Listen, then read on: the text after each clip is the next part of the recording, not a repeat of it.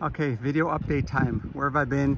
Finished my final inspection today with Transport Canada or MDRA and passed. Everything's good, but it's been a long couple weeks. What have the problems been? Well, first of all, things you don't know until you actually taxi test. The bungee cords down here were too loose and the gear was just splaying apart when you taxi tested. So I took 3 tries to rewrap these guys, but I think they seem to be tight right now. Should be okay for first flight. Other things, and the pitch was wrong on the blades, so I had to cut that down from 11 degrees to 10 degrees. The tachometer wasn't working, so let's go look at the instrument panel here. So I tried 3 different attempts and ended up going with a tiny tach here, and it's reading good. And so that's what the tachometer, I just couldn't get it to work with what I had, the Corvair system with the magnet pickup and stuff.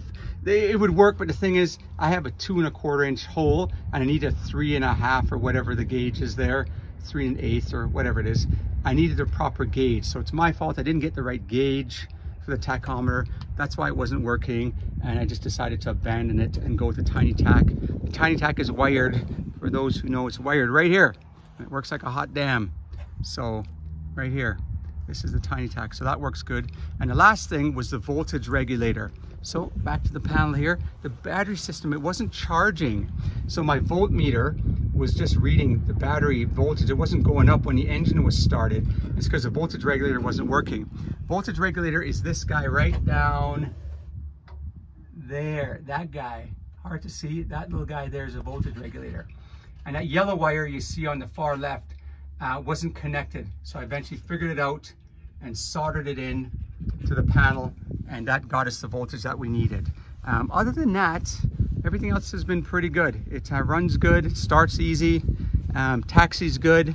You know, you've seen all this stuff before, but now since we're done inspection today, we are going to button it back up, put all the inspection panels on. Of course, you've seen my hole here, my famous hole for getting my head in there. It sure came in handy with soldering the voltage regulator.